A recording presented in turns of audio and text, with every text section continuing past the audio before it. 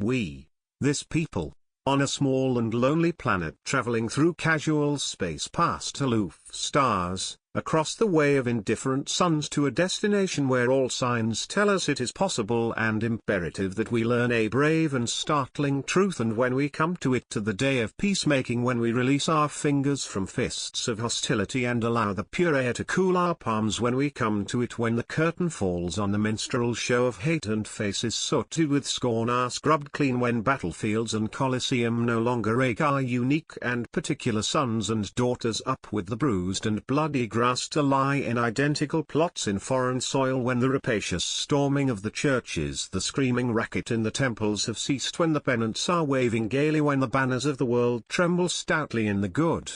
clean breeze, when we come to it, when we let the rifles fall from our shoulders and children dress their dolls in flags of truce, when landmines of death have been removed and the aged can walk into evenings of peace, when religious ritual is not perfumed by the incense of burning flesh and childhood dreams are not kicked awake by nightmares of abuse. When we come to it, then we will confess that not the pyramids with their stones set in mysterious perfection, nor the gardens of Babylon hanging as eternal beauty in our collective memory, not the Grand Canyon kindled into delicious color by western sunsets, nor the Danube, flowing its blue S-Ole into Europe, not the sacred peak of Mount Fuji stretching to the rising sun, neither Father Amazon nor Mother Mississippi, who, without favor, nurture all creatures in the depths and on the shores. These are not the only wonders of the world. When we come to it, we, this people, on this minuscule and kithless globe, who reach daily for the bomb, the blade and the dagger, yet who petition in the dark for tokens of peace, we,